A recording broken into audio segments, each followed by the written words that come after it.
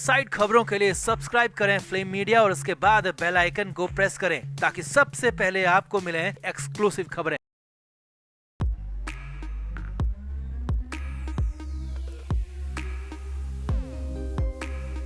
तो महाराष्ट्र में नए साल में फिर से बड़े खेल की तैयारी की जा रही है। शरद पवार और अजित पवार की अगुवाई वाली एनसीपी का मिलन बहुत जल्द हो सकता है। चर्चा है कि ऐसा होते ही शरद पवार की बेटी सुप्रिया सुले केंद्र में मंत्री बन सकती है। महाराष्ट्र में पर्दे के पीछे इसकी कवायद भी शुरू हो गई है और सामने आया है कि शरद पवार अपने 8 सांसदों के साथ बीजेपी से हाथ मिला सकते हैं। इसके बदले वो अपनी बेटी सुप्रिया सुले के लिए बड़ी कुर्सी मांग सकते हैं। तो ये सारी न्यूज महाराष्ट्र से आ रही है और इन सब के पीछे की खबर क्या है, क्या वाकई में शरद पवार ने बड़ा गेम खेल दिया है? तो आपको भी पूरी खबर दिखाते हैं। आप भी वीडियो को शेयर करें और अपनी राय कमेंट बॉक्स में जरूर दें। तो महाराष्ट्र की बारामती लोकसभा सीट से चौथी बार जीती शरद पवार की बेटी सुप्रिया सुले जल्द ही केंद्र में मंत्री बनेगी। जी हाँ, ये बेहद चौंकाने वाली खबर महाराष्ट्र से आ रही है। महाराष्ट्र की राजनीति में पवार फैमिली फिर से एक होने जा रही है और इसकी अटकलें लगातार मीडिया के जरिए बाहर आ रही है। अजित पवार की मां आशाताई पवार ने पिछले दिनों साफ साफ कहा था कि वो चाहती हैं कि अजित पवार और शरद पवार यानी कि परिवार पवार फिर से एक हो जाए। और राजनीतिक हलकों में चर्चा है कि एनसीपी के दोनों धड़ों के साथ आने की कवायद पर्दे के पीछे शुरू भी हो चुकी है। अगर ये कोशिश परवान चढ़ती है तो शरद पवार की बेटी सुप्रिया सुले केंद्र की मोदी सरकार में मंत्री बन सकती है। इतना ही नहीं, उन्हें कोई बड़ा मंत्रालय भी मिल सकता है और इसके लिए शरद पवार भी तैयार नजर आ रहे हैं। पिछले दिनों ये चर्चा सामने आई थी कि राज्य के एक बड़े उद्योगपति की इच्छा के मुताबिक एक ही परिवार के 2 प्रतिद्वंदी पार्टियों को जोड़ने की कवायद शुरू कर दी गई है। चर्चा ये भी है कि ऐसी स्थिति में केंद्र सरकार की नीतीश कुमार और चंद्रबाबू नायडू पर निर्भरता कम हो जाएगी,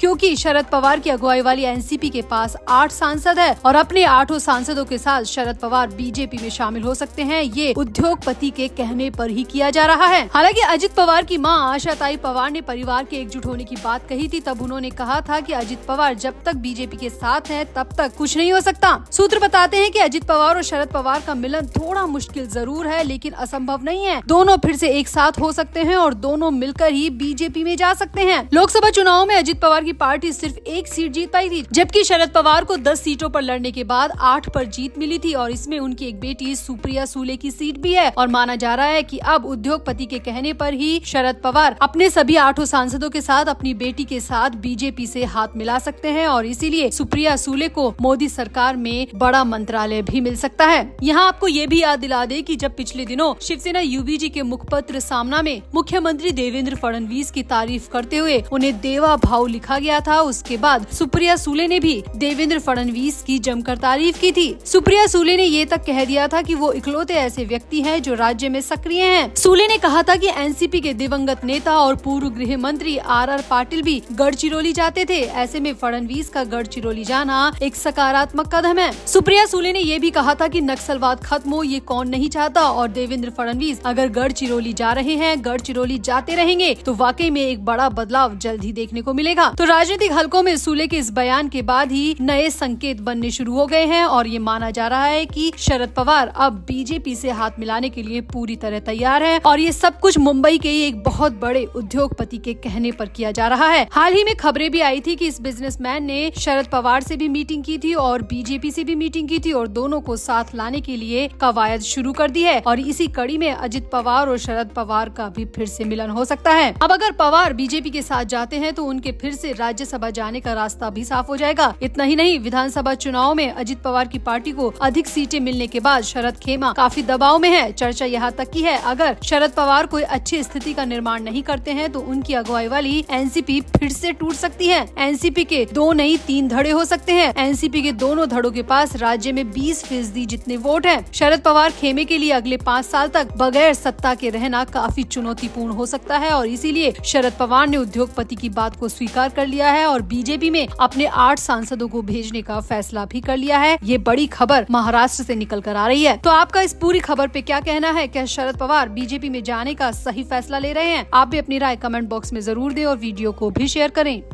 तो महाराष्ट्र के छत्रपति संभाजी नगर में उद्धव ठाकरे गुट को बड़ा झटका लगा है। यहाँ शिवसेना यूबीटी के पूर्व मेयर नंद कुमार घोड़ले, अपनी पत्नी अनीता घोड़ले और कई नेताओं के साथ एकनाथ शिंदे की शिवसेना में शामिल हो गए हैं। उप मुख्यमंत्री एकनाथ शिंदे की मौजूदगी में इन सभी नेताओं की पार्टी में एंट्री कराई गई और जब ये तस्वीरें और खबर सामने आई तो उद्धव गुट में खलबली मच गई। लगातार मीटिंग पर मीटिंग की जा रही है। सभी जिलेवार नेताओं को मीटिंग में आने को कहा गया है। साथ ही साथ सभी विधायकों को भी मीटिंग में आने के लिए कहा गया है, क्योंकि इस तरह से पूर्व मेयर नंद कुमार के साथ कई नेताओं का शिंदे गुट में शामिल होना उद्धव की पार्टी को बड़ा झटका दे रहा है। दरअसल खबर है कि छत्रपति संभाजी नगर में उद्धव ठाकरे गुट के नंद कुमार घोड़ले और उनकी पत्नी अनीता घोड़ले के साथ कई नेताओं ने मुंबई में एकनाथ शिंदे के आवास पर आकर शिवसेना में शामिल हो गए। इस मौके पर डिप्टी सीएम एकनाथ शिंदे ने उनका और उनके साथ आए सभी नेताओं का गर्मजोशी से स्वागत किया, सभी का अपनी पार्टी में वेलकम किया। नंद कुमार घोड़ले शुरुआत से ही छत्रपति संभाजी नगर में शिवसेना के कार्यकर्ता थे।